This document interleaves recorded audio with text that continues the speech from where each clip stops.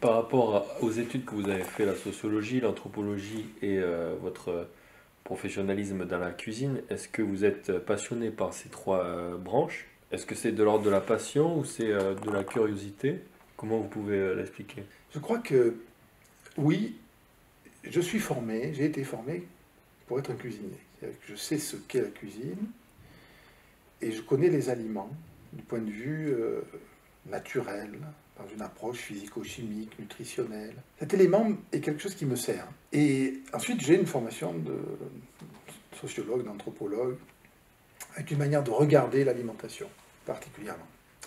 Mais vous savez, il y a en anthropologie, il y a eu un moment particulier lorsque Malinowski a imposé l'idée que pour étudier une société, il fallait aller sur le terrain, il fallait apprendre la langue, il fallait vivre avec les gens un certain temps, pour non seulement comprendre intellectuellement, comme on le faisait auparavant, en travaillant sur les travaux des ethnographes qui avaient pris des notes, et depuis Paris ou depuis Londres, dans des bibliothèques d'université, des gens compilaient, faisaient de l'ethnologie comparative.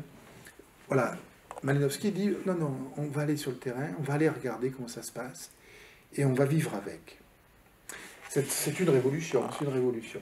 Mais en matière d'anthropologie de l'alimentation, savoir faire la cuisine, c'est-à-dire avoir une connaissance des principes physico-chimiques qui président à la transformation des aliments dans le processus culinaire, c'est à peu près l'équivalent de l'apprentissage de la langue dans l'anthropologie de Malinowski. C'est-à-dire que lorsqu'on ne connaît pas ce qu'est la cuisine, ou qu'on en a une connaissance un peu superficielle, eh bien on prend assez rapidement des lapins pour des carottes.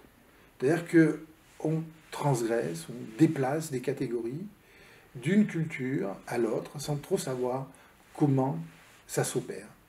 Et donc ici, je dois dire que la connaissance technique est toujours quelque chose qui m'offre un niveau d'étonnement supplémentaire. C'est-à-dire quand je regarde des pratiques, je dis waouh, on y trouve, si vous voulez, cette espèce d'intelligence pragmatique des sociétés qui découvrent un certain nombre de principes par tâtonnement. Alors, il y en a un qui est absolument formidable, que la nutrition moderne a mis au jour, c'est la façon dont les civilisations, les sociétés ont réussi à assembler des céréales et des légumineuses. Et ça, on a ça dans de nombreux bassins culturels, et c'est une découverte absolument incroyable, découverte qui a eu des conséquences considérables pour la santé des populations, pour leur développement. Les céréales ont un déséquilibre en acides aminés, et qui fait que si je mange que des céréales, eh bien, ma ration protéique est difficile à équilibrer. Même cas des légumineuses. Sauf qu'il se trouve que ce que les légumineuses ont en excédent, c'est ce qui manque aux céréales.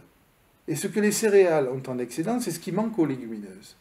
Et quand on mange simultanément céréales et légumineuses, riz et haricots rouges, semoule de blé et pois chiches, et là il y a riz et soja, quand on fait ce mélange, eh bien on augmente la capacité à assimiler des protéines, et on a un résultat qui est supérieur au fait de manger du riz d'abord et manger du soja ensuite. Et ces découvertes, il n'y a pas eu besoin d'une approche scientifique pour le faire, elles se sont faites par tâtonnement, elles se sont faites par essais et erreurs, et les cultures alimentaires, comme ça, stabilisent sur un certain nombre de performances, de choix, qui ont des qualités adaptatives particulières. Et là, quand on a une culture technologique, nutritionnelle, de sciences des aliments, eh bien, on rentre dans un niveau d'analyse qui est pas seulement celui des rituels, pas seulement celui de la façon dont la nourriture fait lien organise, participe à la construction des identités sociales, rythme la vie, mais on rentre dans un niveau qui est aussi celui de la relation à la santé, la relation à la performance nutritionnelle, et c'est un peu ici, vous voyez, le trio, le triptyque sur lequel je travaille, qui est alimentation, culture et santé, et comment la culture impacte positivement, c'était le cas ici, mais parfois négativement, hein, les relations à la santé.